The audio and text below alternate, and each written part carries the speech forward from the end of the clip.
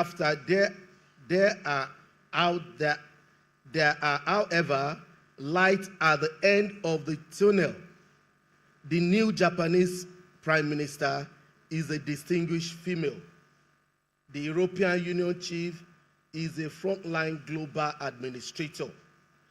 Countless examples abound all over the world. Is there something particularly wrong with the African political setting? Here again, we may not be right to generalize. Africa has produced quite a number of women leaders from topmost level to other cadre. A few days ago, I listened to a revolutionary speech by a new Namibian president, Nandi Ndaitwah. I was again convinced that our women folks have strong leadership capacity that can take Africa out of challenges. But the question is, why has it been difficult to break the ceiling in the part of the world? Is it cultural? Is it fault of men or women folks? Is it an institutional barrier? Whatever the root cause, the indisputable fact is that we need our women on board. The political leadership structure, women must occupy them. We need more women than what we presently have in the national and state assemblies and in the various executive councils. I tasked this forum to dispassionately dissect the subject matters. Top leaders here have practical experience of the factors and forces hindering or promoting females' participation in politics. This gathering will gain a lot from their fields experience. As for my governor, the governor of Osun State, I assure you I am pro-women. I believe in the capacity of the work women force to positively drive and deliver on good governance. I wish us fruitful deliberation as I look forward to receiving the communique of this dialogue. I thank you all and I welcome all our guests. God bless you all. Thank you. You're welcome.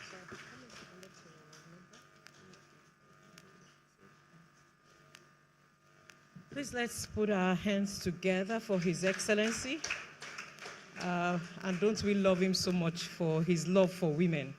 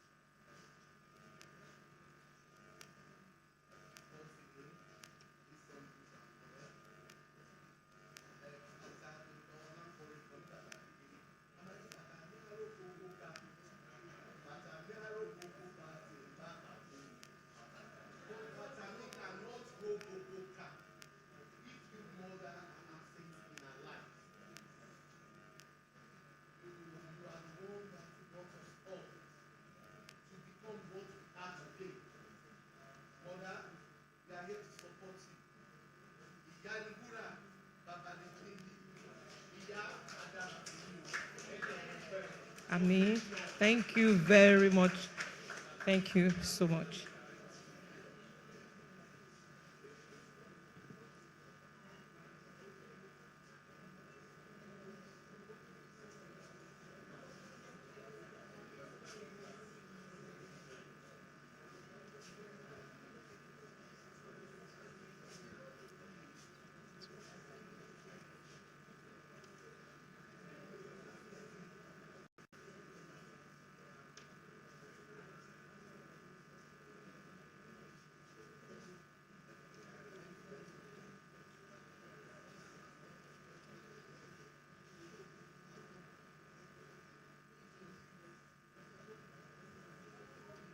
still in line and in keeping with the instructions that I was originally given to ensure that we leave here in good time, I'd like to recognize Dr. Thomas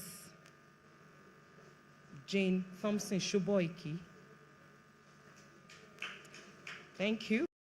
Her Excellency is already online, so that you can introduce her according to plan. So I want to also talk about Dr. Thompson Shoboiki, who is a seasoned lawyer, administrator, and a real estate developer with over 3 decades of professional excellence.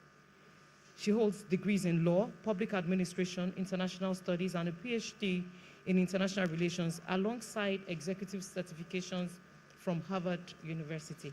This is just to let you know that she's a strategic thinker whose leadership continues to inspire and change and empower women in politics and beyond. I want to ask that you give a round of applause as she introduces Her Excellency.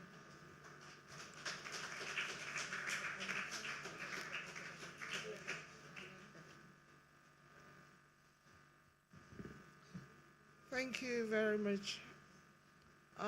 Thank you, Auntie, our tireless Auntie, Ambassador Tokunbo Awolowo, my Yako. Thank you to our chairman of the HID Advisory Board, Senator Daisy Danjuma, our beautiful Daisy. And I would love to recognize the minister here and our sister from Cote d'Ivoire as well. I read her profile as the Vice President of the Senate in Cote d'Ivoire. I'm looking forward to when a Nigerian will be a Nigerian woman will be the Vice President of our Senate in Nigeria. And I think we need to also have the chairman of INEC being a woman as well, to be able to achieve that. And then the IREC Center will be commanded by a woman as well, so the votes will not be changed. Yes, thank you very much. I'm here to introduce Dr. Abike Dabiri, who is going to be the moderator of the next session we're going into right now. Her profile. Honorable Dr. Abike Dabiri Erua, fondly called Mama Diaspora, is renowned for her outstanding advocacy for Nigerians in the diaspora. A former journalist and 3-term lawmaker, she championed numerous bills, of which many have become laws today. These include the Violence Against Persons Bill, the Freedom of Information Bill, and a bill to name the National Women's Center after the late Mrs. Mariam Babangida.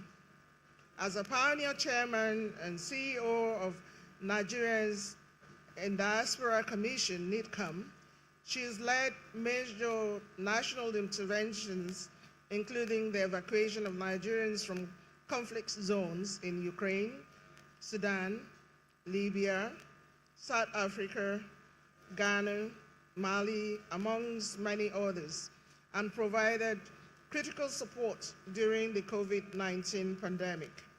A recipient of the National Honor of the Officer of the Order of the Niger, OON, she's also been honored with the Nigerian Excellence Award in Public Service, Bridge Builders Award Ghana 2024, and the Guardian Award for Most Outstanding Female-Led Federal Commission.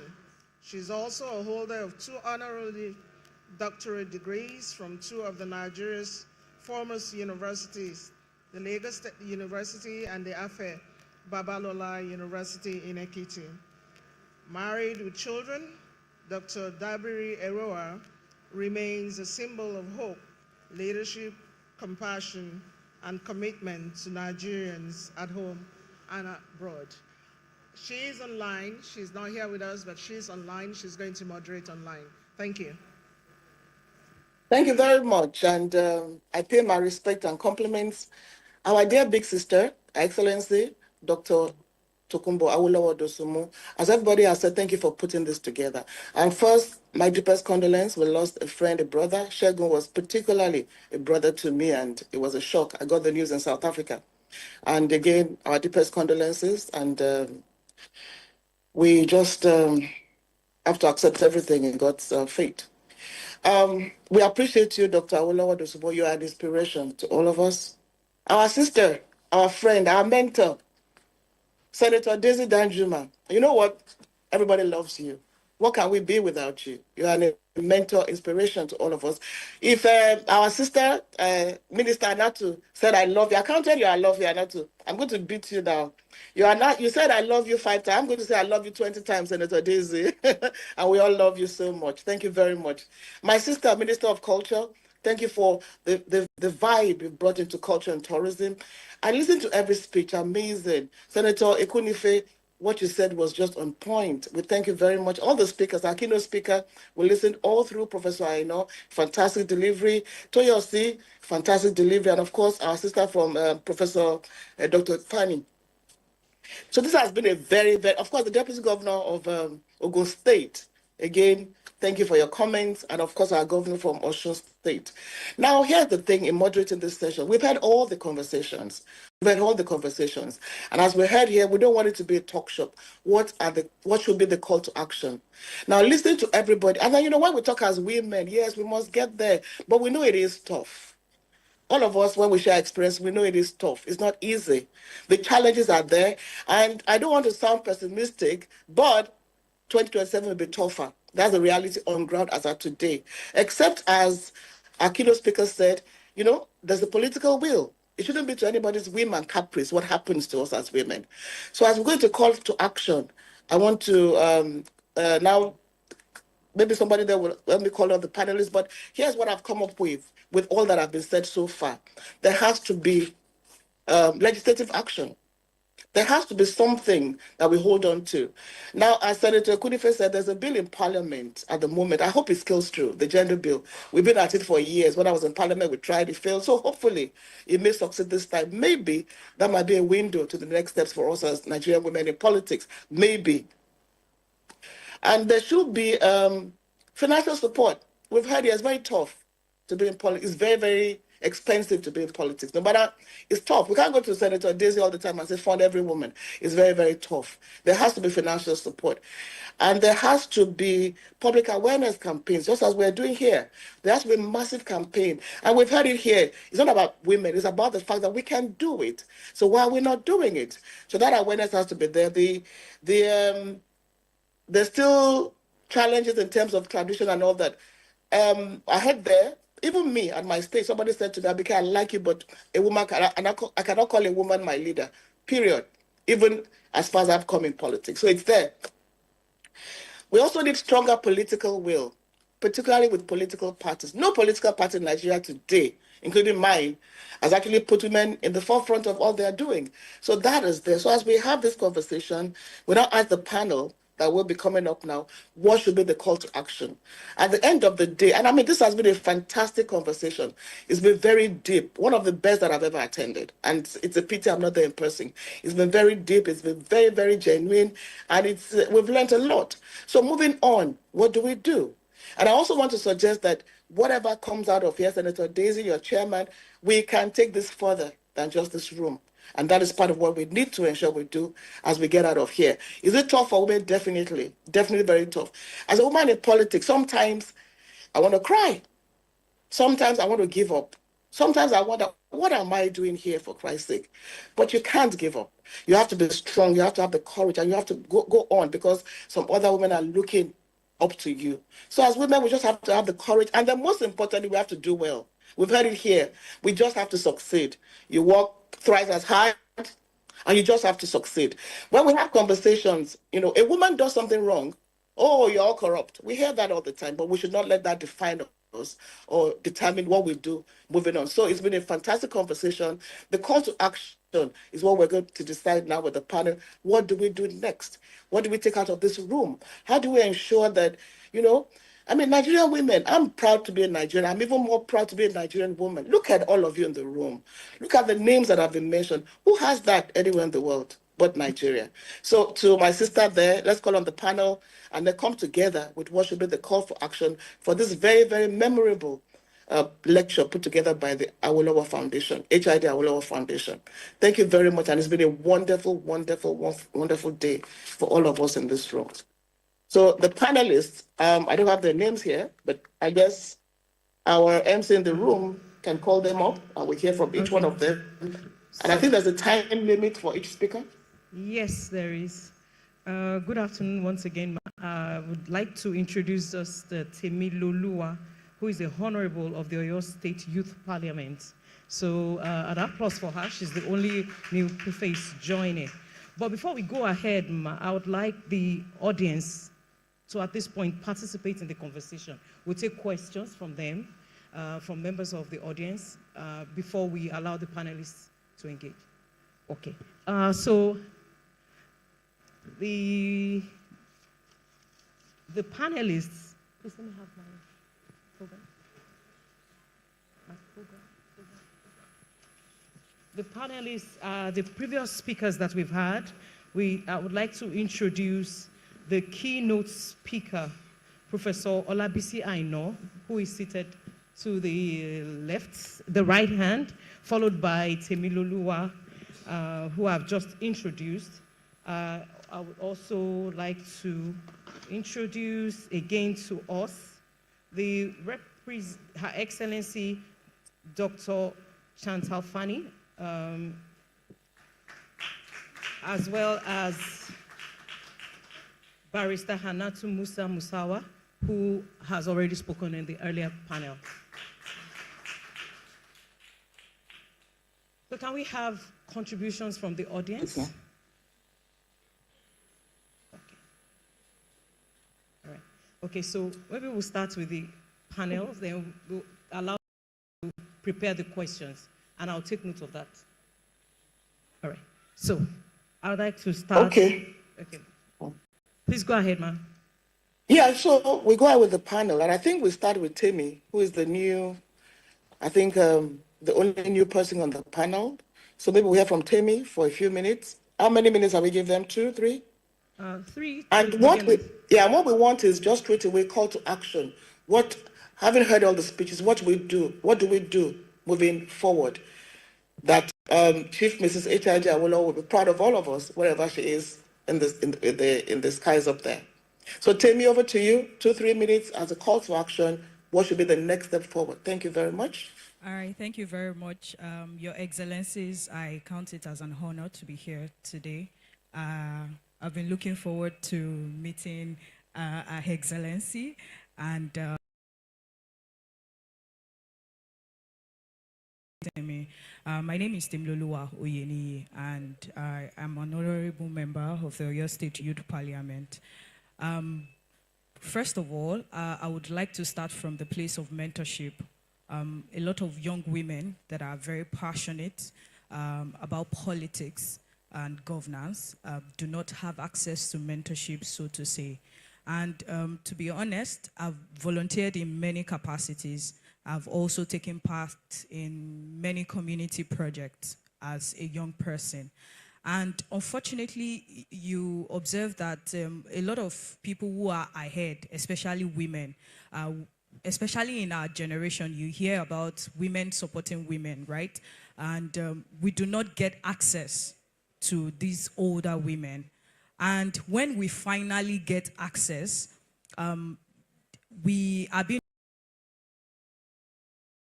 this kind of treatment that comes with, I have also experienced something like this. It took me a while to get to this position. Definitely, you also have to go through the struggle. That was like the first experience I went through when I was appointed by the Oyo State government.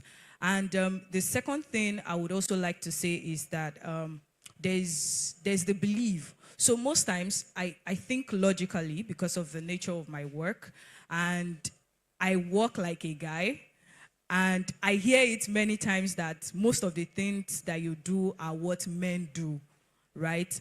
But I tell them, but I am a woman, and there's no doubt about that. So there's usually this segregation. When you do things outside of the ordinary. People tend to say that, oh, you do things like a guy, maybe because you grew up with guys. Because I come from a home where everybody, they're all boys. I am the only girl.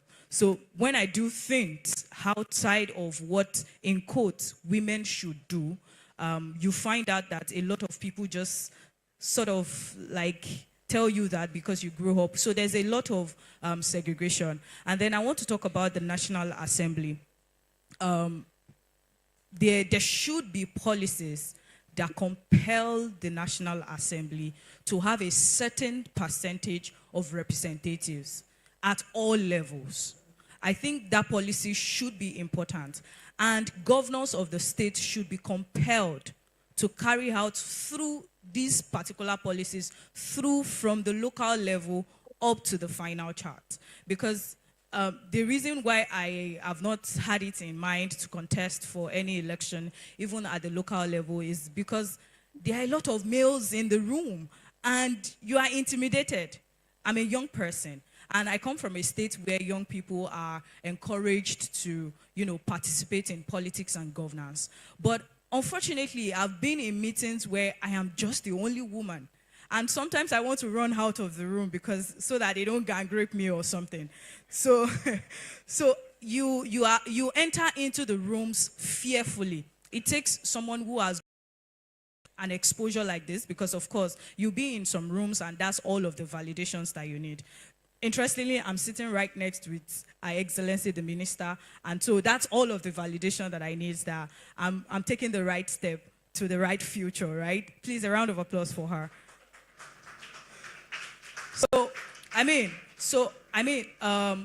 Unfortunately, a lot of young people that are women want to participate, but there are no rules or policies encouraging them to be a part of it. Thank you. Okay, thank you.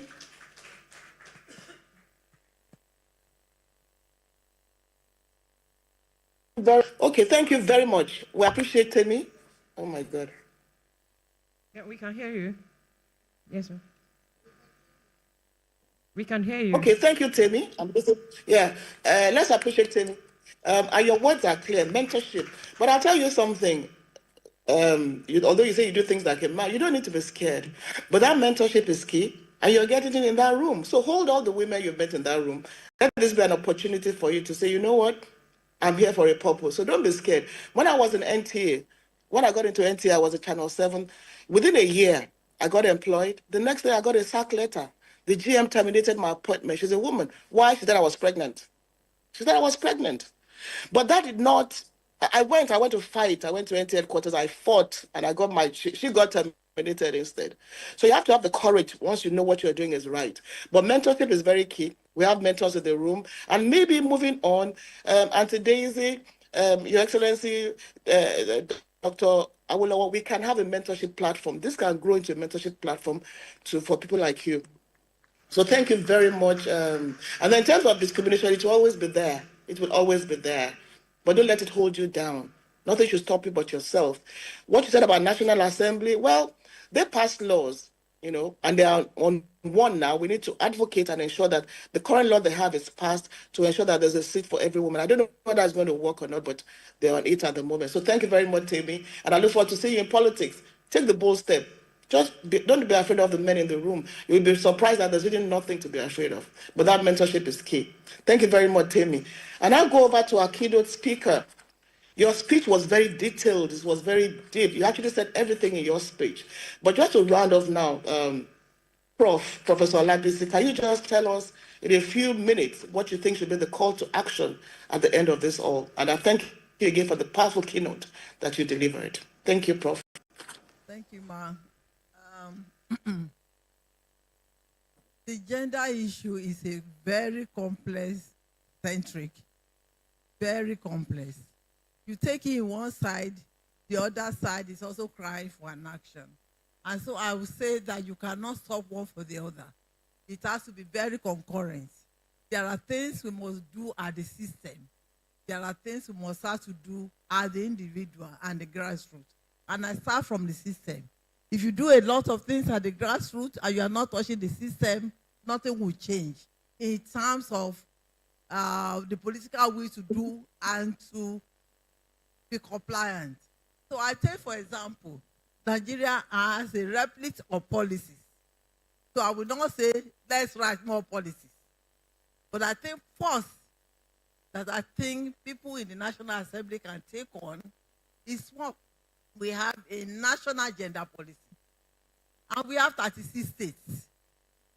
As of, I don't know now, I know with 2006 gender policy, only 6 states domesticated. So we revised in 2021. I'm not sure whether those states that have domesticated are up to 10. So, and you do gender. And you work, they say we are doing gender, we are working for women. But it's all guided, it's not structured. So the first thing is to work with a structured system. And for these states, either at the federal, across the ministries, or at the states, and to the local government, what you need to do is to take a portion of that policy and turn it into law. Because you cannot take a state to court because it's not following a gender policy. Just a policy. But when you take a statement like affirmative action, and you say 35%, and you say that is what we agree, then you can take, and it becomes a law. And that is why they are very eclectic in rejecting it. So I think that is one. It's not just 35% affirmative action that we can turn into law. Let's look at other things that we can turn into law in the national gender policy. One is to say every state must domesticate. If you do not domesticate, you are not going to get federal support or whatever it is. And there are also states after domesticating, they have the policy, but they are not implementing. You can also say that, we can also have a scorecard, like the director from UN Women spoke about, scorecard on gender, whereby we can every year see progress. And whoever is a progressive state, we have to get more from the federal account. If that then becomes a competitive event, people will start to realize it. And in fact, we also need to debunk culture, even the culture that we are hiding behind. Sometimes we have forgotten that many of our culture are Victorian ideological culture. They were the ones that were begotten to us through colonization, Victorian ideology. And at that time, their wife didn't work. And they were as good as in the home, and they are served. So there's never any time a Nigerian woman did not work. So for you to say, I don't want my wife to work, it's not part of our tradition. I need to see a Yoruba person who said, in the olden days, before the Europeans said, oh, women were not supposed to work. Men are supposed to go out and fend. Even in Buddha, women in Buddha worked. So they worked, they made something for the family. So let's debunk, let's start. So what I'm saying is that one, let's get part of the policies that we can translate in a language that is captivating, that can enter into law for compliance. The second is to work on culture and to be able, because the whole world is paranoid about gender. When you speak about gender, they are thinking about a woman who wants to become a man. I think the African issue is not like that. Our issue is poverty. Our boys are not even going to school. Our girls are not going to school. That is there are more issues of development that we can bring into issue of gender, so that we will escape from this global view of a woman, in a man's trousers and a man in a woman's skirt. When you mention gender, they say that's what you want. It's not. Let's have pamphlets that specify what we want in terms of what is gender, and it's about development. And lastly, that I want to leave with all of us here, every woman that is here, it's not just politicians. Everyone that is here, if you are in a place where you control people, you are a mentor. Let's turn ourselves to be mentors. Those of us who teach in the university, I've seen not less than 20 wives of my colleagues who thought that they were going to teach for life in a primary school. They are today our professor because I intervene in their life, because I mentor them. And I say it's possible. So take wherever you are a teacher, you are even a house person, a housewife, you can mentor.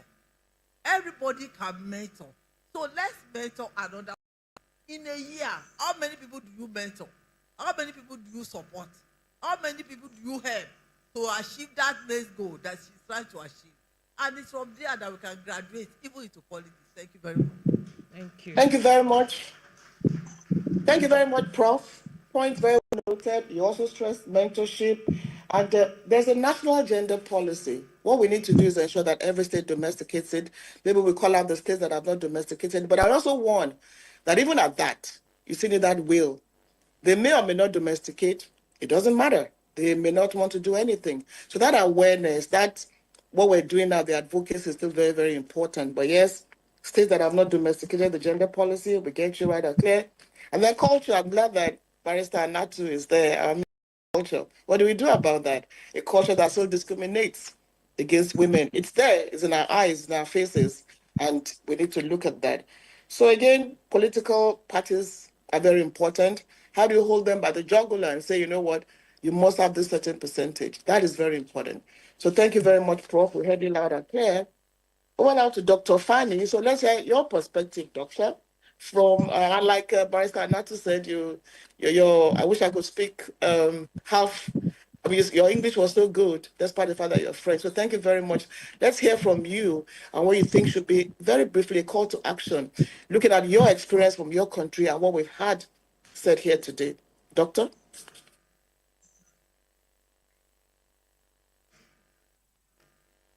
Hello. Thank you very much. Um, you know, actions is every day and everywhere.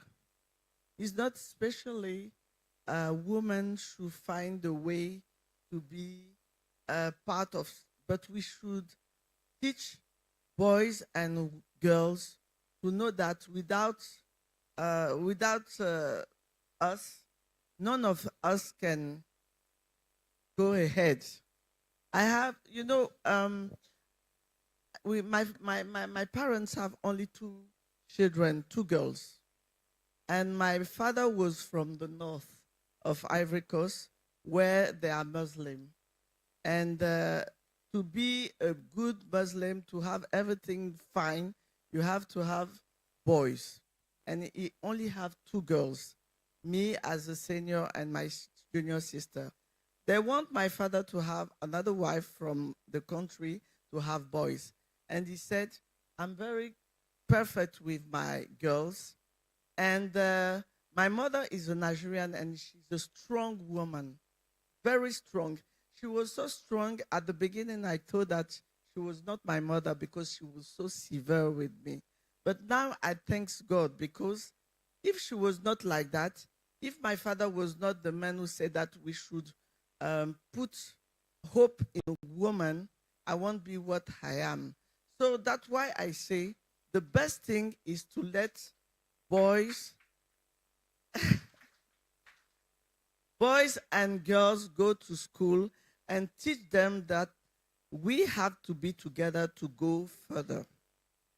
And the action is to let the woman, especially the young woman, teach them to be strong, to know that it's not that because you are a woman, you should not go ahead and you should not do whatever the men do.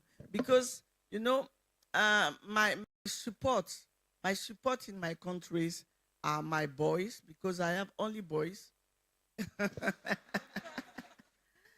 My boys, I have one here, and my husband, but especially boys in my area.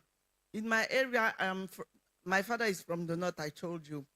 They are Muslim, I'm Catholic. I don't speak the language, but can you imagine that I was elected 4 times there without speaking the language? When I go for election, they translate what I said. Can you imagine? No. But it's not because I'm a woman. It's not because there was a boy. And some of them say, You are Muslim. You like people to become Muslim. Why do you allow Chantal to be our leader? She's Catholic. They said, no, no, she will come back to Muslim, but no way. But no way, I'll keep on being Catholic.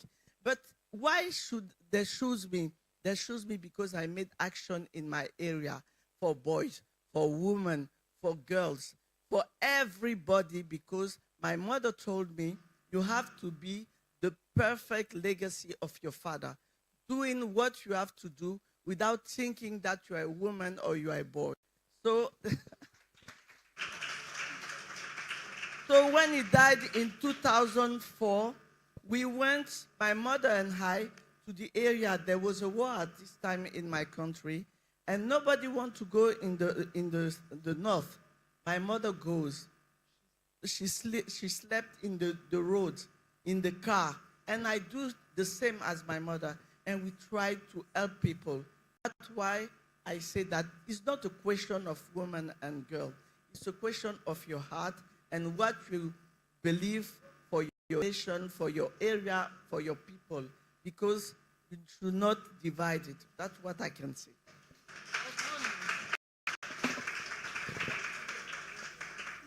Thank you very much, Dr. Fani. Strong points there. And the key thing you're saying is that it's about who you are. And that's a strong message for us as women. Who are you as a woman? What's your philosophy? Because you did very well. It was easy for them to vote for you. And they were not looking at you as a woman. That's a very key point for all of us. When I wanted to go into politics, I went to my constituency for 4 months. I was meeting local market women, artisans. I did that for 4 months before I decided, okay, I want to do this. I didn't just go and said, I'm a woman, I'm pretty, support me. I went to do the work first. And then the support came. Of course, I had to go to the leader of the party, Asiwaju Bola Ahmed Tinubu, after I'd done my work at the grassroots. So it's very critical that what are we bringing to the table as women? So again, I think your own point is we as women, the challenge is on us to put in our best and put our best foot forward. It may just be easier for us. Thank you very much, Dr. Fani, for that amazing contribution. Am I missing any other panelists? Or is that, or rather, I move to you for audience contribution? No. Well, we still have the Honorable Minister here. Oh, Anatu Musa. Yes. Barrister. Oh, Yes. Barrister, my sister, my friend, Barrister Anatu Musawa. Now, again, I heard your speech, deep as always, and I want to commend you again for what you've done in the field of culture and tourism. So as a woman in politics, as a woman who is on the field yourself now, I mean, you're on the field, you've seen what is going on. What do you think? And I heard what you said. You said some of you ministers are coming together and say, let's work together. You stressed unity. I heard you say that very, very well. So let's hear from you what you think the call to action should be, coming from a point of view of a serving minister, an active woman in politics, and a professional in politics. Thank you, Barrister. Thank you. Thank you, Sister Abike. I think I want to really everything that has been said on the panel today, and what I will do is to piggyback on it. You have articulated everything. We know what needs to be done. It is not rocket science. We talk about engaging the National Assembly, changing the laws, the national policy. I think the main problem that we have is that those that are going to change the laws are the men, right? And the men that do change the laws invariably think that in changing the laws, it affects them. And unfortunately, we are in a climate whereby people have internalized public positions. So they think in terms of their own personal interest. And if, for example, they allow a seat in the Senate to go to a woman, it's the senators that are going to vote for it, but it's probably their seat. So that's part of the, I think, challenge that we have. And again, like I said, I think we know all the changes that need to be done. Really is, where do we start? I think this is a great starting point. The mentorship that this wonderful young lady, who I know is, her name will certainly be mentioned when we talk about the history of great women that have come out of Nigeria. I can see a huge future for you. I think certainly this is a great starting point. The voices of Ambassador, the voice of Auntie Daisy, are very strong in Nigeria. I think if you call women under maybe an umbrella to come and dissect some of these issues, I think women will come. Every single woman group is going to come and listen to you. And maybe there will be a great point for us to sort of dissect and interrogate. There has to be a lot of pressure on the governors, of course. But you know, that pressure is going to only bear fruit if they really feel it has a pressure. And the pressure really talks about the votes. It's really about votes. That's really the long and short of it. If they feel that it is going to affect them, and it will affect them if the women really rally together and come out with a voice saying that, you know, we deserve a seat at the table. I think it is very going to be very strong. Yes, there is a bill. Hopefully it will come out. I'm not sure the construct it will come out. Part of the challenge, again, that we have in Nigeria is because of this beautiful diversity that we have. When you talk about the diversity, it's something that sometimes men use as a weapon against us. I'm from perhaps one of the most conservative parts of Nigeria, the very far northern part of Nigeria in Katsina State. And of course, when I was young, when I go to my community, they tell us, you know, you're not supposed to be here. You're supposed to be married with like 12 or 29 kids at that point. But, you know, I had a very strong father. I come from a very strong line of, from both my mother's and family's side, father's side. So, you know, the men were very strong. That's what they believe. They believe maybe women shouldn't have culturally, traditionally, a seat at the table. But surprisingly, now that I've been able to reach a certain level within my career, I find that it is men within my society that celebrate me more because they feel there's a certain representation there. So, you know, that cannot be a hindrance. It is important for us as we move forward as a collective, as one vehicle, hopefully under the umbrella and mentorship or leadership of Auntie Daisy and Ambassador, coming together, many women groups, without barrier, without border, without issue of politics, of party, without religion, without ethnicity, just as women, coming together as women. I do believe that we will be able to put a lot of pressure, even at the top. 2027 is coming, and there's something happening in 2027. It's an election. And everybody that has the ability to make a change, the changes that we know needs to be made, has to listen, because 2027 is coming. So if we can organize ourselves as soon as possible at the executive, at the parliamentarian level, the youths, you know, different communities. And I can tell you, every single community, no matter how conservative it seems, there's a women's movement because they create women's movements for politics. So there's already a structure in place. What we need to do is reach out to these women's movement with a language of speaking to them as sisters, as mothers, as aunties, as daughters, as granddaughters, as friends, but just as women. And if we put this together and come, there will be a pressure group. I think there will be a change, and I think us at the executive as well have to be more deliberate and very intentional in pushing the state governors to ensure that they, you know, inculcate more women, because really there's a huge underrepresentation of women, and it continues from bad to worse. At a point, we got a little better, then it got a lot less, right? But I think it's also because the women are not organized, and the women are used against the women. Sister Abike, you've contested before, I've contested before, and I can tell you from almost every woman that has contested elected position, and Sister Abike told a story about a woman who actually persecuted her because she was pregnant. That is the most ridiculous, but perhaps the most realistic and authentic story that you'll hear from a woman. In every woman's journey and failure, therein lies another woman. So I think this is what we have to do, is that mentorship, which I hope, Ambassador, you, with that one fantastic pedigree and DNA, you can call anyone in this country and we will come and stand to order and listen. We just need that leadership and breaking down the barriers. We need to talk to the traditional and cultural institutions. Of course, we have to take them along, because especially when you're dealing with, and I can speak as a northern woman, and when you come without carrying them along. It becomes almost the barrier is set in place. And development in terms of empowering women doesn't have to be development at the detriment of your religion or your culture or your tradition.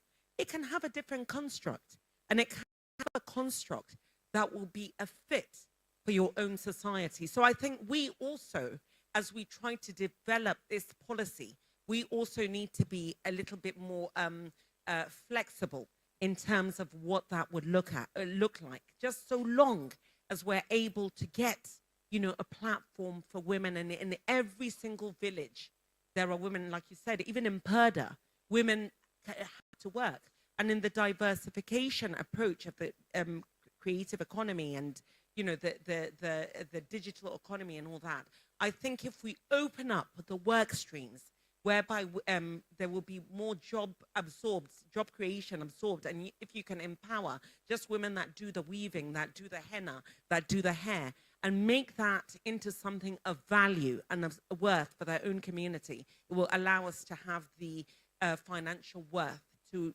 support ourselves, support our communities, and have our voices to be a lot stronger and louder. Thank you. Thank you. Thank you very much. Again, very strong points from Honorable Minister, Barrister Nato Musawa. We need to organize ourselves. And keyword again. But Barrister, before I let you go, I want you to just tell me practically one major example of a major challenge you faced before you could get to where you are today. Just share a short experience with us. Because I know it's not easy, but we come up and put on smiling faces. Can you just share something with us? I think the common example, like I said, taking the sisterhood thing out, I find the biggest hurdle that I've had in my career has always been a lack of women to have that sisterhood. And I think it's a reality that we have to tell ourselves. It's important for us to tell ourselves so that we also don't become part of the problem that, we face. And of course, the other issue that I've had, of course, like I said, being from a very conservative part of the country is, the question of, you are betraying your ancestors or, your identity or your values. But that is not true, because now they know. Because yes, I am a minister and I have not betrayed my values, because I still go around and try to, inculcate fashion and whatever into my daily routine and everything, but I can still do that, wearing my veil and wearing my identity and being proud about where I come from. So I think, just that accusation of, betraying your identity. But I think if you speak to your traditional institution, you speak to your leaders and you ask for their advice, you carry them along, you find that, people won't see you as a threat, but they will see you as something that will add value to their own community as well. Thank you very much. Thank you very much. It's been an amazing panel. And Auntie Daisy, I'm sure when you give your closing remarks, you'll tell us whether you're taking up this challenge. We're asking you and Dr. Awolowo to head a platform that will be like a mentorship platform, bringing more women together, the younger ones, the older ones, to see how we can mentor each other and support one another. That has been a strong point here. So I think at this point in time, thank you, Barrister, not to organize ourselves. One more. Yes. I can't see. There are two. So who's the next person? Okay. Mama Yeye Shobajo would like to say something, and Her Excellency Dr. Chantal Fani also has a comment to pass. Okay, so over to you, Mama. Thank you.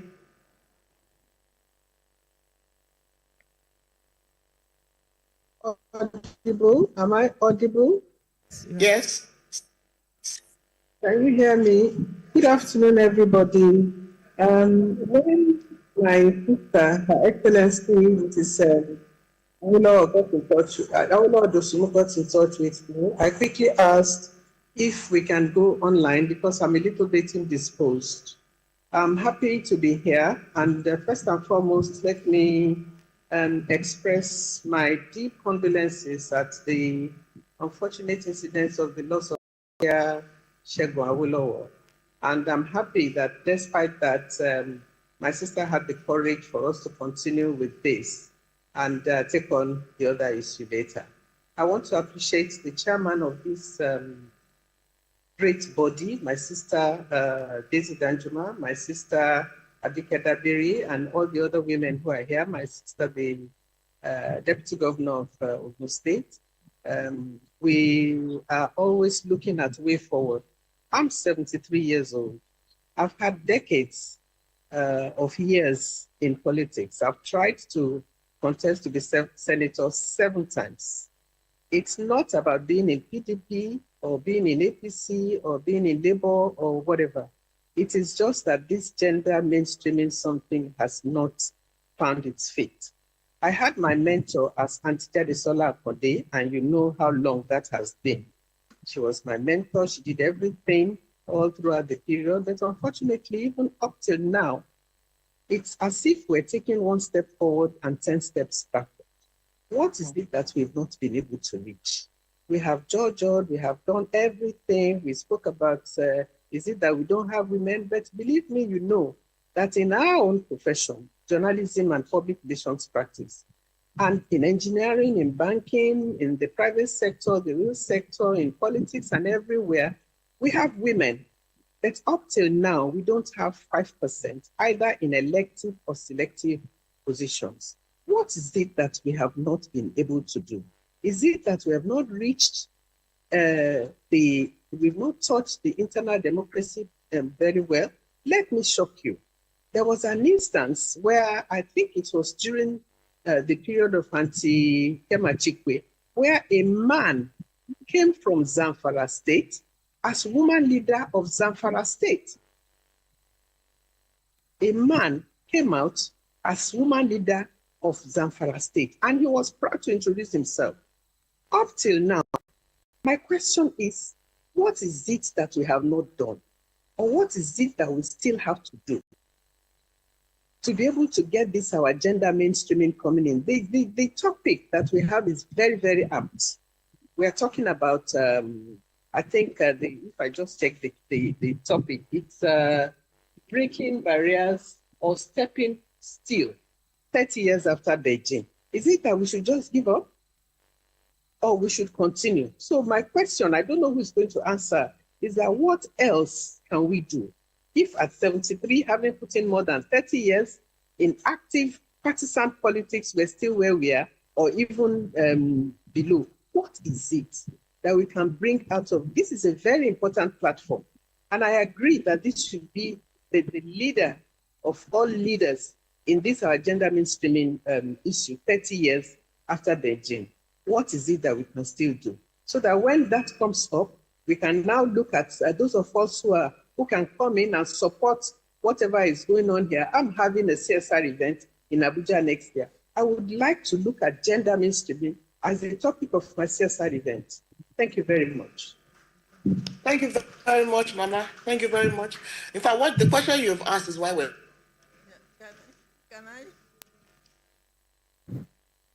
Okay. Can I speak to a question? Yes, maybe after she... Time to just go to the audience and take it from that question. What more can we do? But over to you, Dr. Shanto. Can I? I would like to because when you people was talking, I just would like to know, I don't know if it's the same in Nigeria as in Ivory Coast, but the enemy of the woman is the woman, is not the man, because when they see that we are not united, they come and make what they want to do, because men are afraid of women when they are united. But when they are not together, that is the road for them to do whatever they want to do. Especially in my country, the problem that I have is with women, not men, because all of the men respect what I achieve and what I am. But when women come to say, why it's you and not me, that make us, having a problem. So that I think that HID Foundation should be the mentor of all politic women. We should be together because all of us here are not looking for the place of the other. We are here to be united, help the young ladies coming in politics, just to help them, saying that you should not look the other, what the other is or she's doing. Just look at you and be the best of what you want to do. That's what I wanted to finish. Thank you very much. Can I add? Yes, please. Yeah. Please, I have three quick responses to that question. And the first one starts with women. And that, yes, my sister, that is a very strong point. But when we push it, what we tend to do is to blame the victim. Because society has produced women to think in certain ways. Because there are women you want to help, and at the end of the day, they run. Because they don't want to get involved, it will complicate their life. So they are actually victims.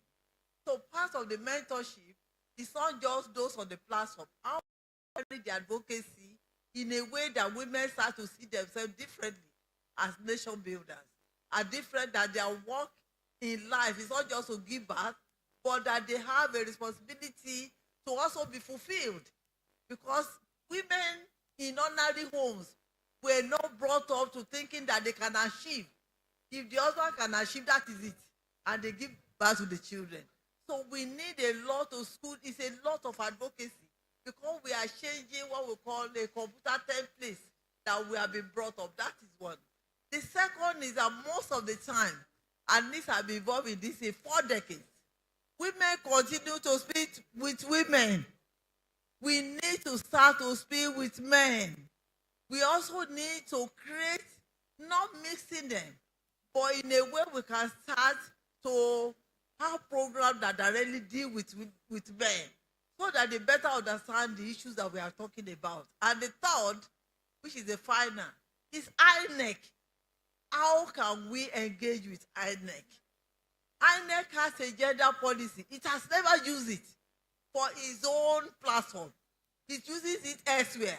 It has not used it in the way it engages with political parties, because they are in the position to tell the political parties what they want in order to be registrable. So I think it's important we work with INEC. So INEC specifically identified key issues of gender that every political party must abide by. And then they can regulate, even from that point. For example, you cannot register if all your executives are men. It starts from that. So I think there are areas where we can lobby INEC to use its own gender policy, because it has it, but it's not using it for its own institution. That's it, because when they use it for their own institution, they will be able to engage with political party from that point of view. I think we need a lot of work to do with INEC as an institution. Thank you. We're taking from the audience now. 1, 2, 3, 4. So please, let's start with her, and then, yeah, very brief. 1 minute, straight to the point. Thank you. Good afternoon, everyone here. I'm Blessing by name. So I'm going to be very brief on what I want to say. Now, we are talking about representation of women, and I want to speak from the perspective of a young person now. Let's start from the grassroots level at the university politics now. Sorry, I want to take us back, because I feel like these things should be taught so that we can prepare ourselves for what we want to see in the future.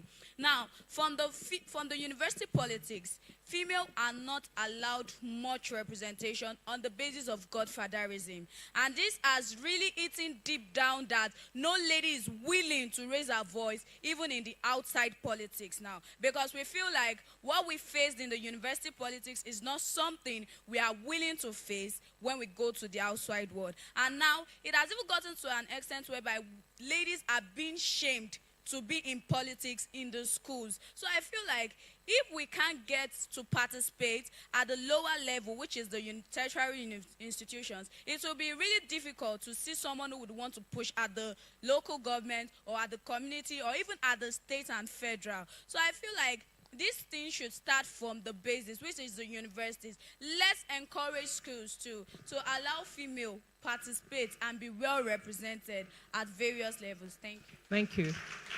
Did you tell us your name? Okay, yeah. Oh, okay. Good afternoon, everyone. My name is Pastor Mrs. Solomon. I want to appreciate our mommy, the ambassador, Dr. Olatokunbo, for this opportunity being given to us. Please and please, this honorable house, you have just done the will of God in the life of women. I want to beg every one of you that are already at the top, don't let this dream vanish. Don't let it end here. Please come to our rescue. In 2020, I contested as a councillor in my ward. Because of the issue of fatherism, I couldn't choose. They didn't pick me because I don't have any political father. And I have more than 25 years experience in politics. When anybody wants to go to governor, even I will mention many people in this state, when you say, Tobatiri top wise, no problem. It's a public name. But women are used and dumped. And we are trying to do that. We are trying to mingle with them so that we can be a pathway for people that are coming from the back. I want to beg this honorable house. We need modernism. We need it. Please, we need modernism. We want women to be forcefully recognized, even at the local government level, in terms of decision making. In terms of decision making. Once they want to speak anything from the state, they will pick one or two, go and meet them. And whatever they say, that's all. You don't have your own mind to say. So please, please, don't let us overlook the issue of modernism. We need it. Thank you. Thank we you need very it. much. That's so part of it. Please, this mentorship issue is part of what I've written down. That please mentor us. It's not about how long have you been in politics. Where is the ladder for you to climb up? We have many young women. We have many activists. We have many active women that wants to come up. But the education barrier, who is your father, where are you coming from? Nobody to speak for them. Please, I'm begging. Okay. 2 points, that's okay, please, so that other people will have the opportunity. Thank you, please. Thank you. No, please. Can you move? Yes. We've already identified some Good people. afternoon, everyone. I'm standing on existing protocols. My name is Kayode Busalami, a chemical pathologist from Olabisi University. From someone who has worked with Mama Awolowo for several years and still working with Mommy Ambassador Tokunbo Awolowo, it's a privilege to be here. But my question is about the mentorship mentee platform. How do we now ensure that young Nigerian women are inspired and equipped to take on these leadership political roles? Thank you. Thank you. Please, let's take this question, and then we'll go to the next person. And then Good afternoon, everybody. I am Joshua Oladipo by name, standing on the existing protocols. I would like to add that, just as the scripture says that when the foundation is faulty, what shall the righteous do? I think that this issue of female inclusion in politics and everything goes back to home training. Parents should train their children differently, both male and female. When parents train their male children that they should think differently, when the male children grow up, they will think differently. And when young female too, when parents teach them to think differently, when they grow up too, they will think differently. And it affects all institutions, family institution, academic institution, religious institution. Thank you. Okay, thank you. So we'll take one more, and then we'll... Yes. Okay, yeah. Then after that, we'll take... Okay, good afternoon, everyone. Standing on all existing protocols, my name is Naomi Onosoya. I just want to speak on values. And we know that values is a principle that depicts how we behave. So I want to just add that if we can start to inculcate values, in the lives of our children, especially from the formative age, it will help them. It will help them to grow well. Because I believe that there are some... I've been with Mommy Dosumu for some years now. I've seen some values in her, also in the lives of my boss, Dr. Ms. Ogunsoya. And we're trying to do what now? Follow that values. So if our children if we set those values from the formative age now, it will help. And they're not talking about female inclusive.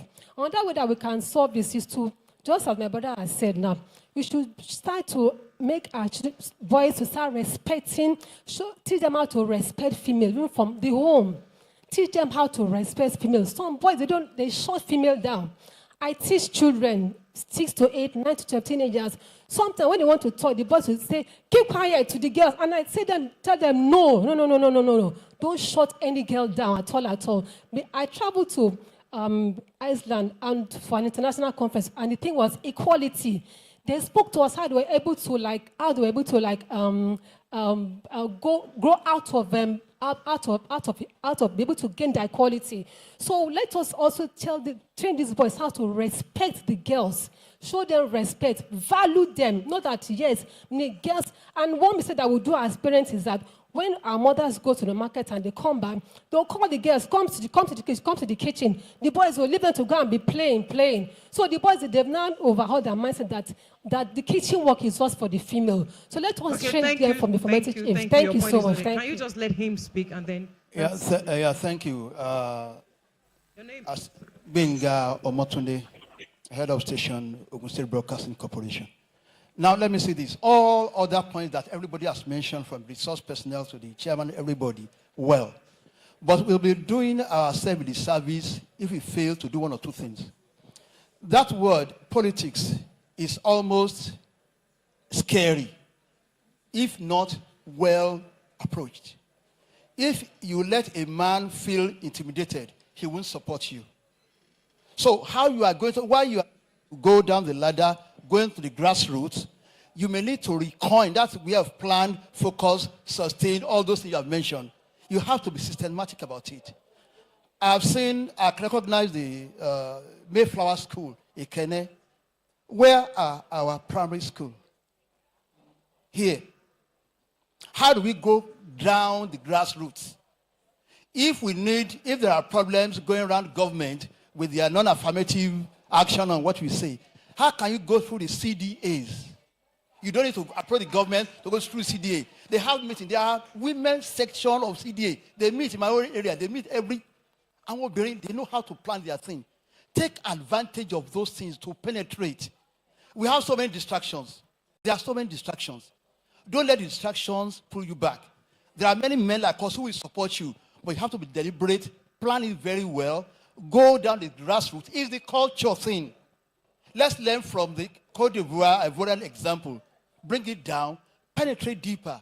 While they are doing their own thing at the top, bring it from the back. Don't be too much in a hurry. If you want to become a governor in next year, it may not be sustainable. But plan, somebody talk of 2040, 2043. It may be too much, but plan. Let's start from that grassroots. Move. Okay, and I think the work can be done. Thank you so much. I'm also going to quickly read these observations or questions. The government, both at state and local government level, should implement it fully. That's the gender equality. They should implement women programs in budgeting, not just budgeting for it, or in execution, and not just budgeting for it, henceforth. Support women program fully, and at the local government level, especially in Ogun State. So I want to ask Honorable Dr. Dabiri if you have something to say to all of this before. Yeah, thank you very much. I missed a bit of it. We lost connection, but just so the gentleman who just spoke, my brother, it's not so easy. It's not CDA that will give you. You need the ticket of your party first. The rest can come in. So it's not CDA that will give you tickets. Those ones are there. When you get your ticket, you now start going to CDA and grassroots. But at that point, the woman does not get the ticket. What does she do? Major political party. So it's not as easy as that. Then power is not served a la carte, as Ashiwaju Obola always, used to tell us. So for the young lady who said even in the campus, they discourage you. Who is discouraging you? Do. And I agree with mentorship. You got to do what you got to. Look, all this when we're talking about 2027, nobody's going to say, come and take, you're a woman. It's going to happen. And it's going to get tougher. With what I'm seeing now, it's going to get tougher. Except that bill in Parliament passes, it's going to get worse. That's the only saving grace now. So what we're doing now here is what can we do in our little space to make it better for women? So I think those are just the comments. And then from the home, values. As we have these conversations, values, the lady we're talking about values is very important. As we have these conversations, again, as women, what kind of children are we raising? And no matter what we do, I can be president of Nigeria, president of the world, but what kind of children am I raising? If I don't raise successful children, if I haven't given them the attention that they deserve, I don't think I can call myself a successful woman. And then finally, is the issue of equity and equality. I've heard equality here. I don't fight for equality. I fight for equity. I'm not a man and I don't want to be a man. And I can never be a man.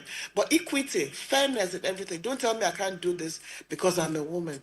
Fairness, justice, and then the leverage to be able to do what I can do without telling me because of my sex. So I think it's been a wonderful conversation. And as we round up and the communique comes up, I'm also hoping that we all can get together again under the leadership of Dr. Awolowo Dosumwand, Senator Daisy Danjuma, and all of us here to take next steps, particularly in mentorship, and see what we can do to put pressure, political parties, most importantly, and then leaders. Thank you very much. It's been an amazing conversation. Thank you. Thank you. Thank you very much.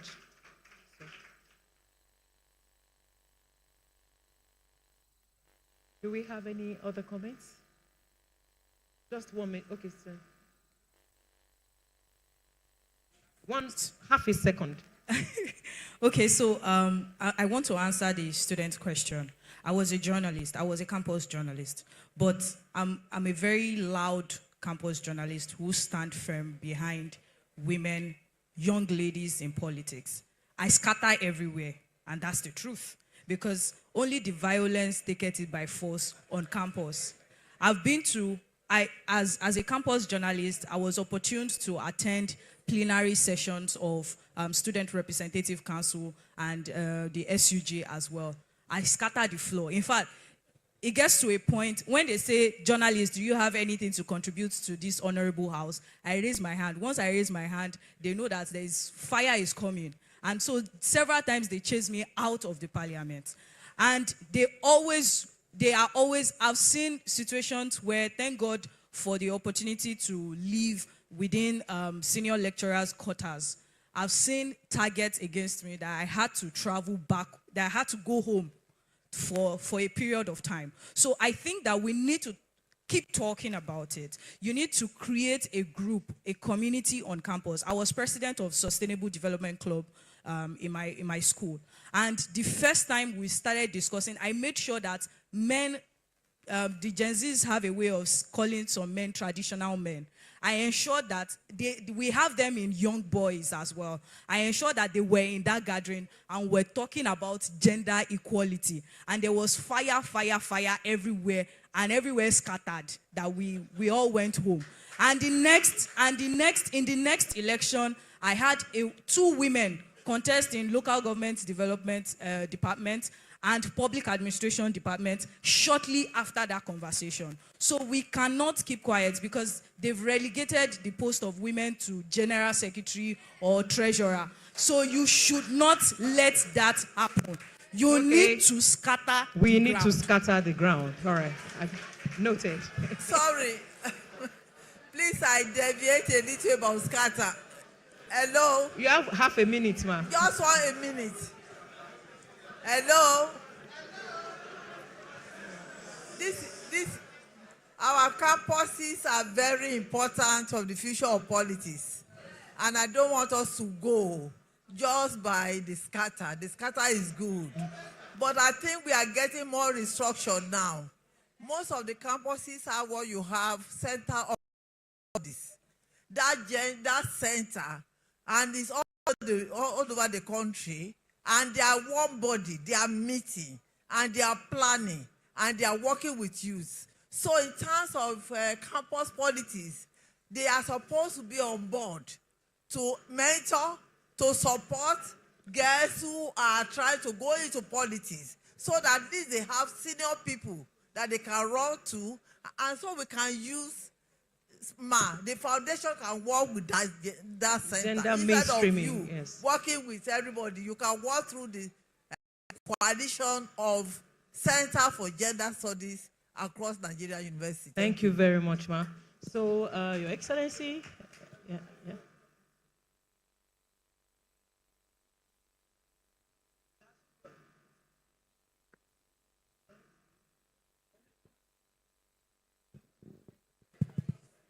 The last word I can say that there was somebody who's saying that maybe one day we can have a vice president of Senate in Nigeria.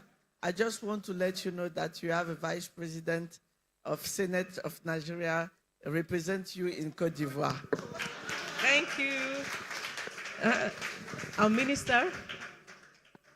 So thank you very much. Listen, if the solution would be to clone this wonderful young woman into 37 pieces and put her in every single state, and that would be, but unfortunately, you're amazing. And I can tell you the kind of spirit that you have, of course, tempered with the responsibility that Professor has said, is the way to go. And there are many of you everywhere. And I think we've already answered our questions ourselves. The structures are there everywhere, they're there. The realization is there, the answers are there. It is not rocket science. We know what needs to be done. It's just not properly organized. So that is why the leadership is necessary. You know, again, I don't want to be as if I'm over fanning the flame, but when I think about what Chief Awolowo has done in Nigeria, and I travel all over Nigeria, and people with me can tell you, I say that as a minister of art culture, trying to reposition the narrative about Nigeria and looking at the creativity in Nigeria, everything that is being celebrated in Nigeria presently, the greatness internationally, rests in the west coast of Nigeria. That's the reality. And then when you dissect it in the west coast, honestly, is Ogun State. And when you dissect it still, it comes down to Chief Obafemi Awolowo. Ambassador, you have a responsibility carrying on the greatness of the legacy that you were born into. Is perhaps that new version of trying to recalibrate and unite us women in the way that Chief Awolowo, Sardauna, and Nnamdi Azikiwe did then to bring Nigeria together. Maybe this is the new calling, to bring our aunties, Ngozi Okonjo-Iweala, Amina Mohammed. These are women that are representative of every part of Nigeria. When Amina stands and calls, the northern women will listen. When Auntie Ngozi stands and calls, the women from the southeast, everywhere, they will listen. When you call, the southwest would listen. When Auntie Daisy calls, the middle belt, the south, everyone. So, you know, the leadership is there. For whatever reason, God has already aligned the stars. It is there. So it is for you now, the responsibility is to put heads together and then call us. We at the executive level will be ready. This young lady can bring her own kind from every part of Nigeria that looks like what they look like, but that have the same spirit. To have that one strong calling, that one leadership. And I think one of the things we also have to always remember, the responsibility is not for one. Yes, there's an elected position, it's one person, but we must each know that we have a part to play. We may not be the one that will emerge on that ticket or that will emerge in that position, but let us take the responsibility of the little part that we have to play so that another woman can stand on the shoulder of another woman who stands on the shoulder of the next and the next. And then when we put that into one chain, it is something I think we'll be able to pull ourselves up, but it has to start with the organization of those fragmented structures. And I think, you know, you have the ability to bring all that together and make it work. So on that note, I would like us to give another bigger round of applause for our panelists. Thank you very much. We appreciate you. I want to thank Barrister Hanatu as you step down from the high table, and then just ask everyone to give them the applause as they begin to step out of the panel. Thank you very much, Your Excellency Chantal Fani. Thank you very, very much also Toyosi for the representation of the youth that you have done so excellently.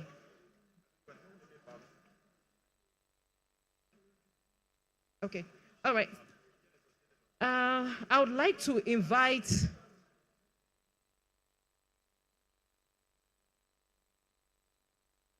Are you going up?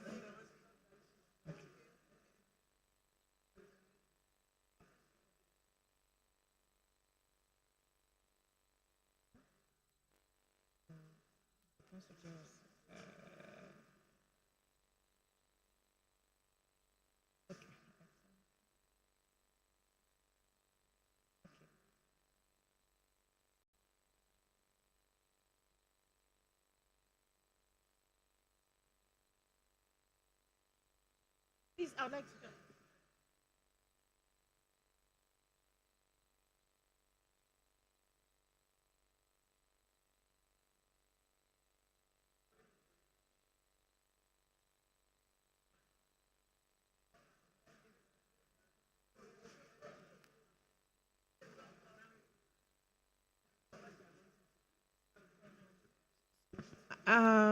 Everyone has been calling Senator Daisy Juma Auntie. I also want to be your little girl so that I can call you Auntie all the time. Yes, it's time for us to welcome the chairperson for her closing remarks. A big round of applause.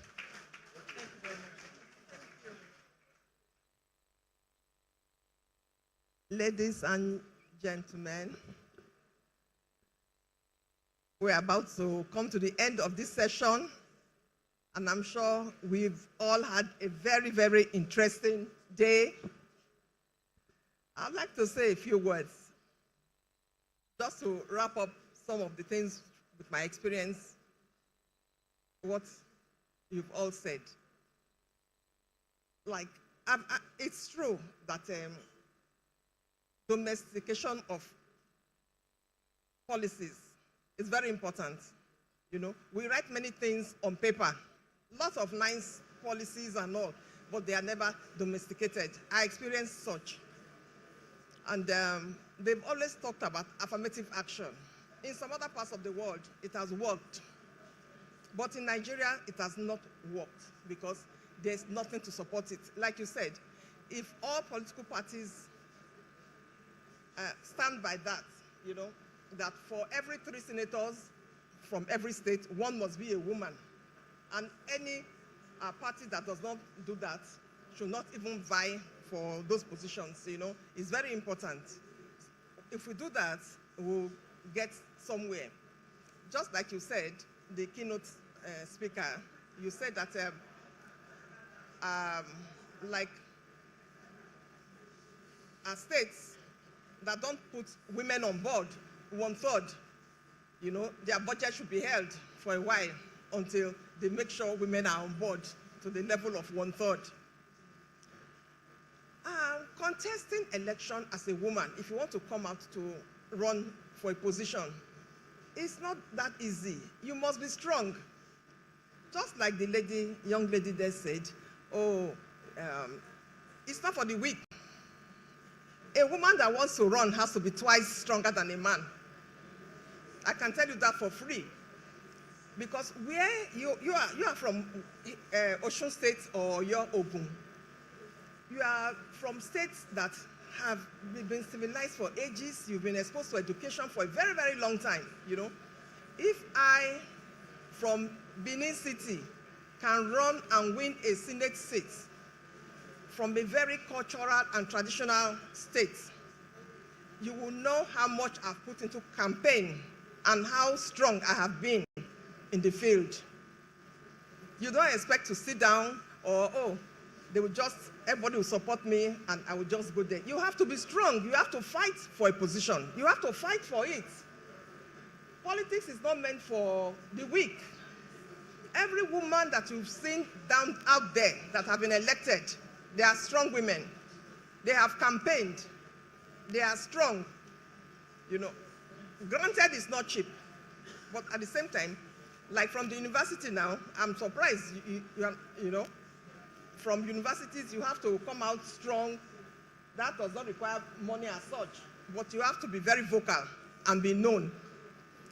Our young lady here said, oh, like everybody always say, women's position is for the kitchen. We have many male chefs, and they are the latest. Many of them, some men are joining us in the kitchen as well. So kitchen is even attractive. Women are multitask, you know. We can do everything.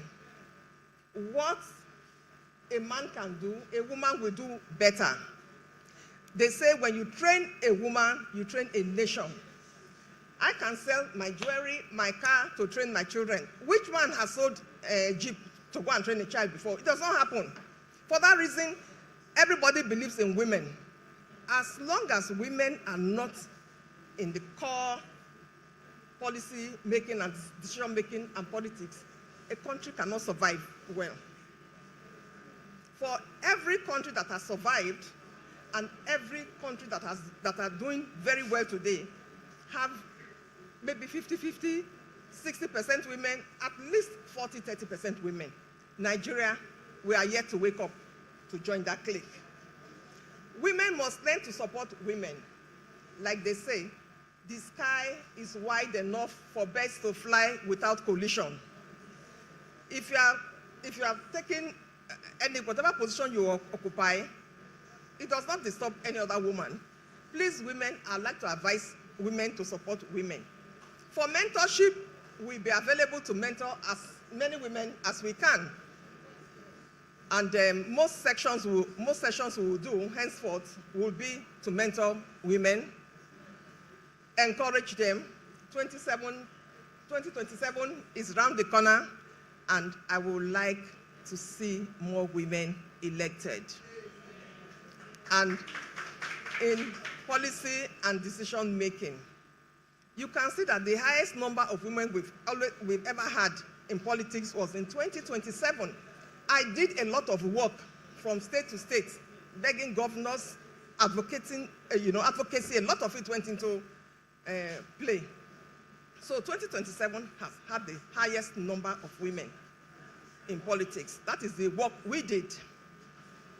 And I would like to thank everyone who've come here today to join us, those online, virtual with us, and everybody in this hall for joining us this morning up to this afternoon to discuss policies that will improve participation. Like we say, breaking the barriers. We won't stand still. We will break the barriers by the grace of God. And we thank Auntie Dr. Ambassador Tokunbo Awolowo Dosumu for all the effort she has put to make sure the vision of HID Awolowo is alive. She's put a lot of effort into it, and we all thank her, and the advisory bodies, all our aunties. We've had so many meetings. Please, can you stand up to be recognized? A round of applause for the advisory board of the HID Awolowo Foundation, who have had sleepless nights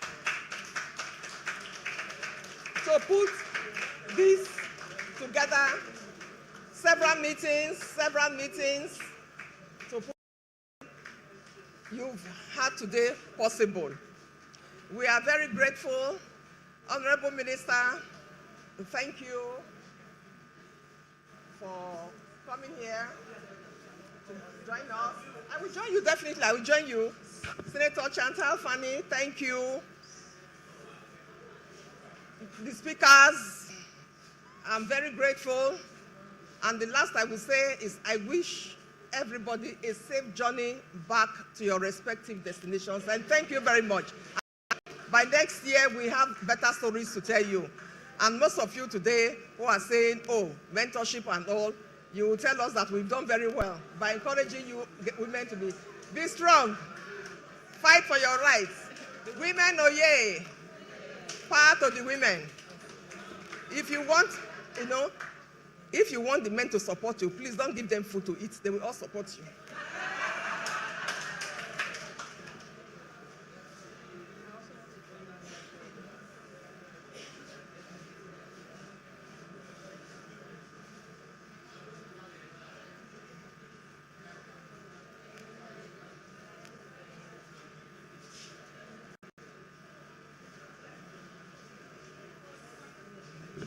Thank you, distinguished Senator Auntie Daisy.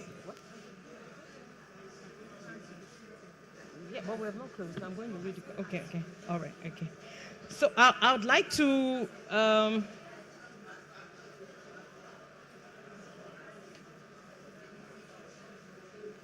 invite us back to the wrap-up session where I will be reading the communique.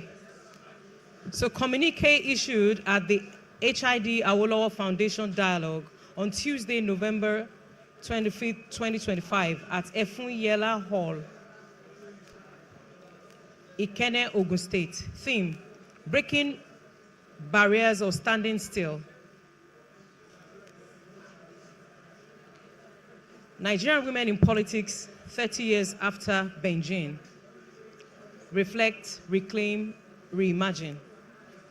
Introduction. To commemorate the 110th posthumous birthday of Yeye Odua, Chief Mrs. Hannah Idowu Dideolu Awolowo, renowned businesswoman, politician, community leader, and matriarch of the Awolowo dynasty, the HID Awolowo Foundation convened a national dialogue today, November 25th, 2025.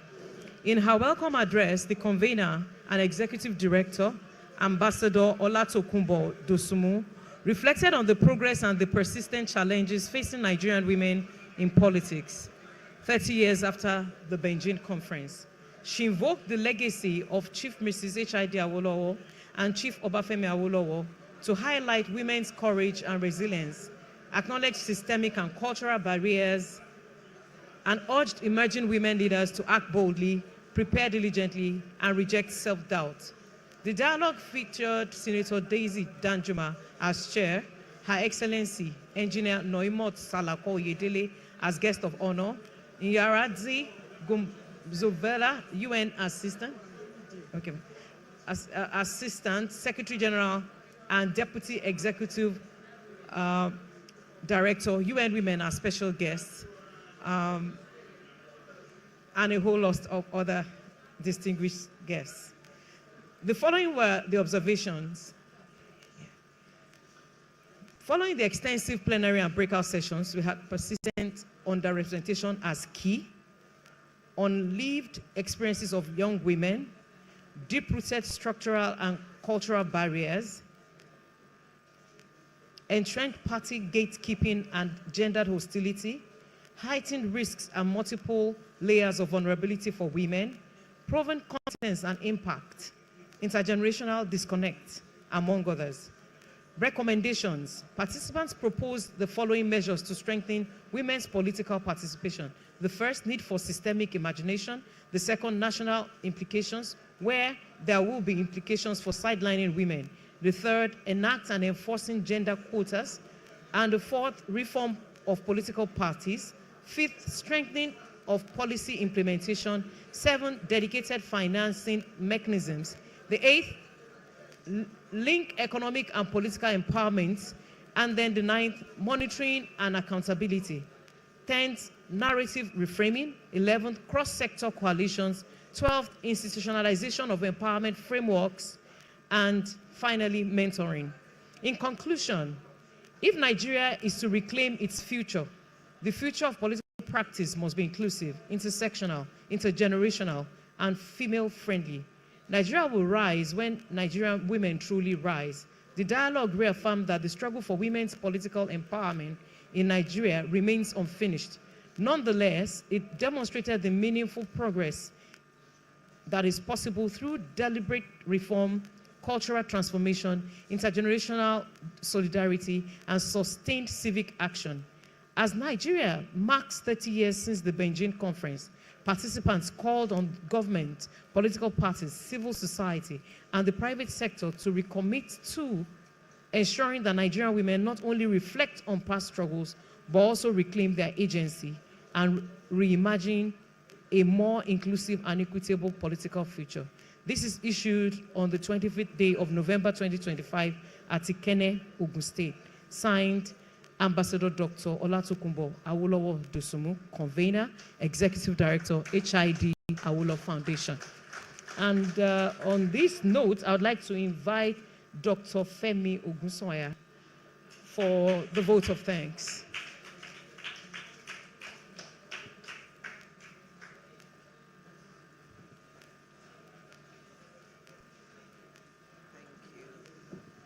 Your Excellencies, the hall is half empty, so I'll make my vote of thanks very, very brief.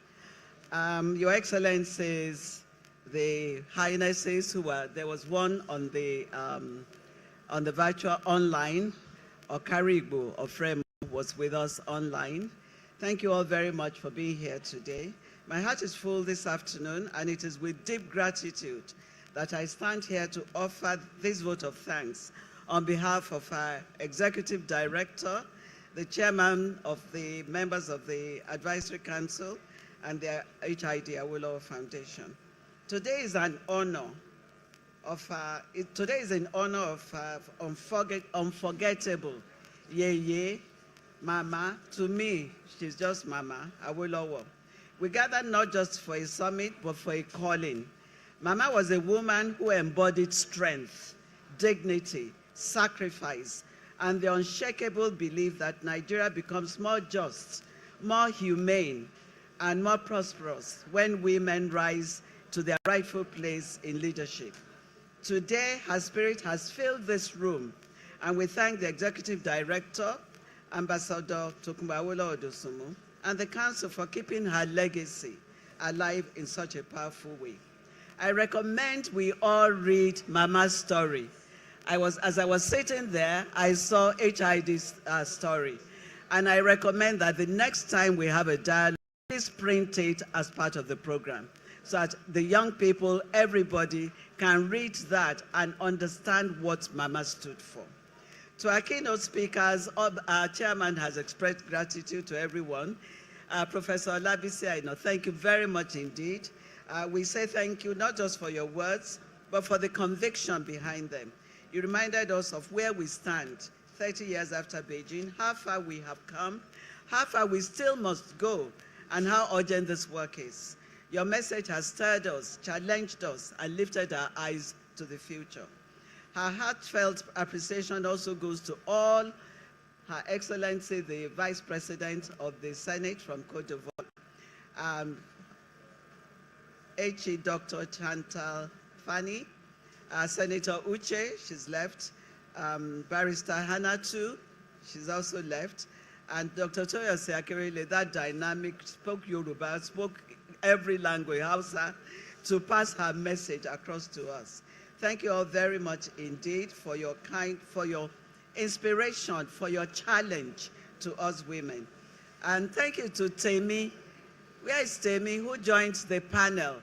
We hear you loud and clear, and we know you have a great future ahead of you. The honesty you all brought to today's conversations, the stories of struggle, resilience, victories, and the painful setbacks touch us deeply. You spoke not just from your minds, but from your lived experiences, and for that we are truly grateful. We appreciate the governor of Ogun State who sent a message. He's a representative, true Nigerian, wasn't he? Very political to the core. He delivered the message, he sang, he utilized us women. And thank you also for the Deputy Governor of Osun State, Her Excellency Noimot, who was with us on the virtually right from the beginning and stayed on until she gave her goodwill message. I'd like to appreciate all those who were online, Dr.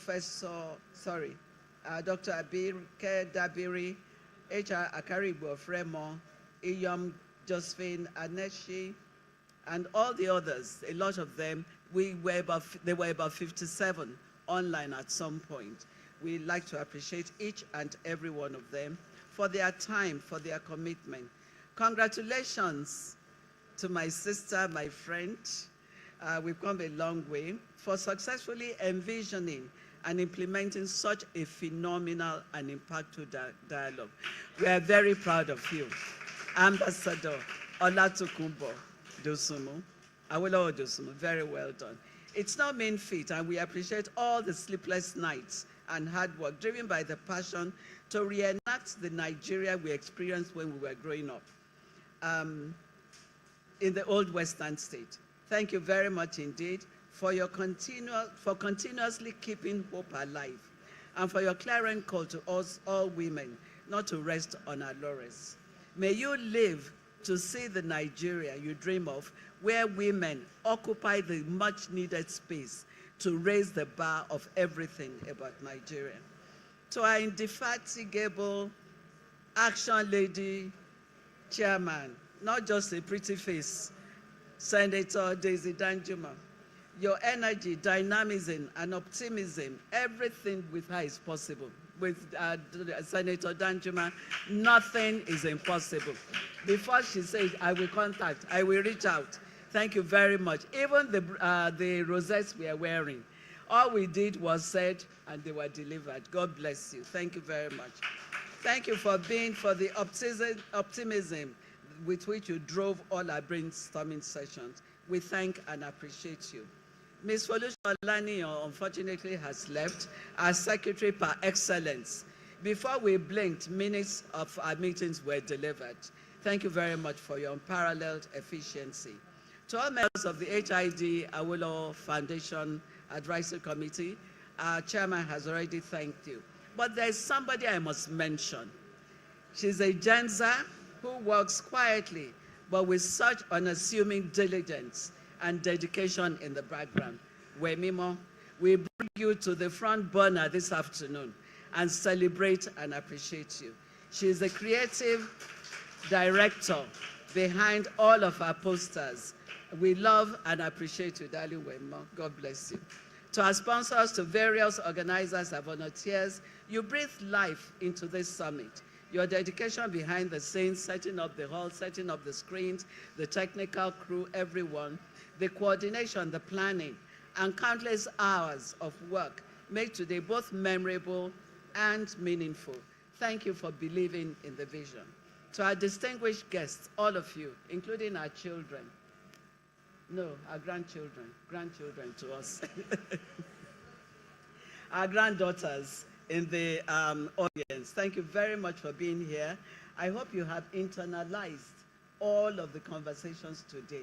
I hope you took notes. I run a school, and I say it's very, very important that you make notes for reflection that you can refer to. Thank you very much for being here, for sitting quietly through this dialogue. Your presence here is an act of solidarity. It is a statement that women's political participation is not a woman's issue, it's a national priority, a moral imperative, and a path to a stronger democracy. I cannot appreciate everybody without appreciating our Director of Events. Thank you very much, Professor Agworu. I hope I pronounced the name correctly. And finally, to everyone here today, thank you for carrying hope in your hearts.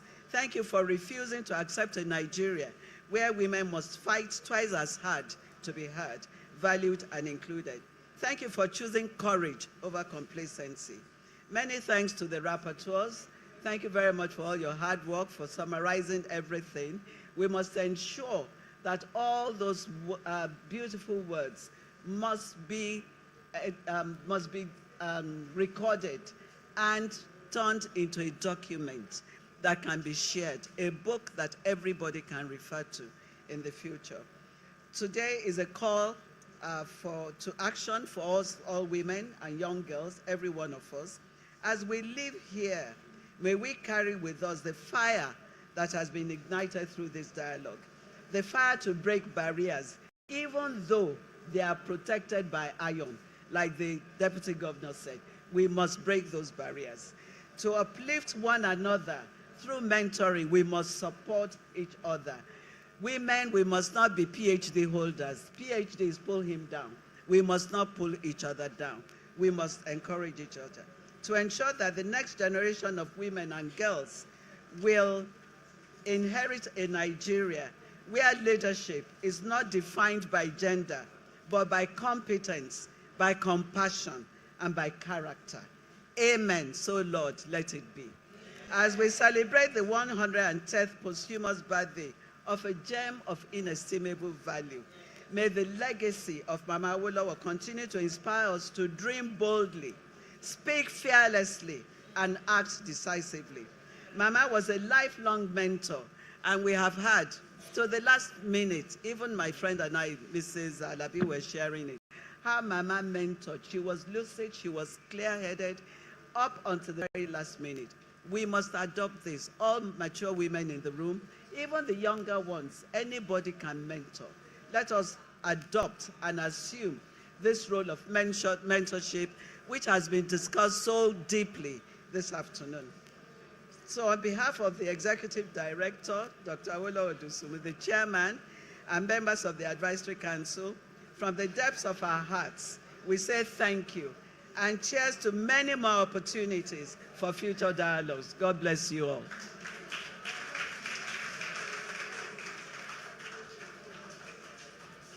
Thank you very much, Dr. Femi Ogunsoya. We are going to take the anthem, after which we're expected to sit down for a while. Yeah. Oh, okay. I also have an award. Oh, nice.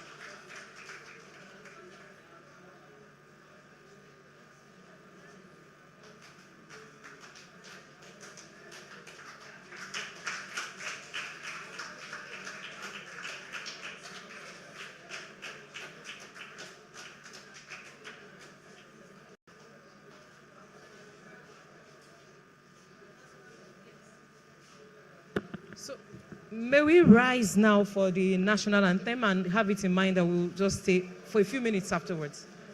Yes, for the anthem.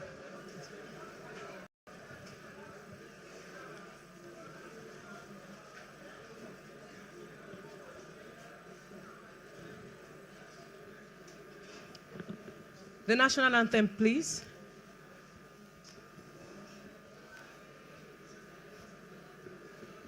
Yeah, we hail.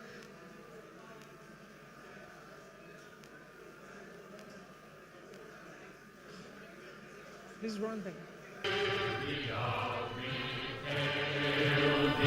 Our own dear native land, though tribe and tongue may differ, in brotherhood we stand.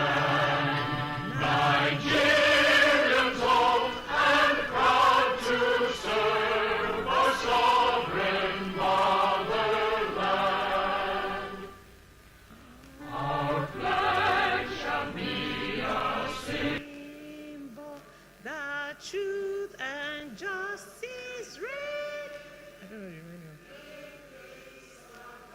So honor and peace we count as gain. To honor to our children a banner without stain. O God of all creation,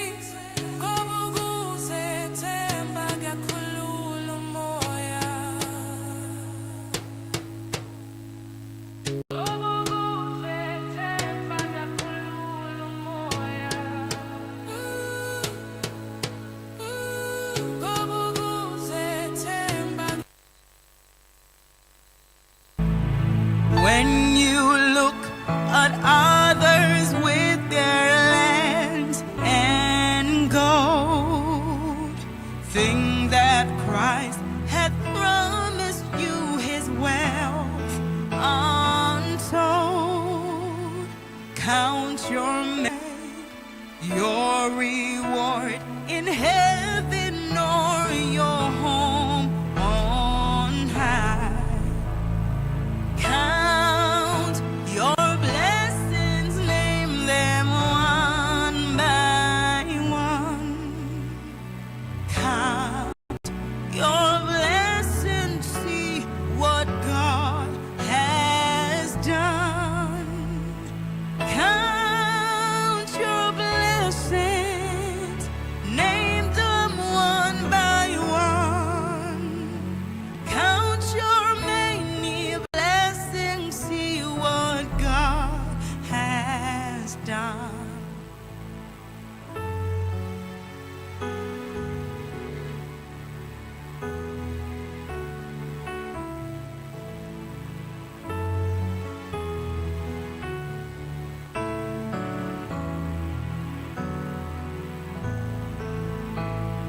So amid the conflict, whether great or small, do not be discouraged. God is over all.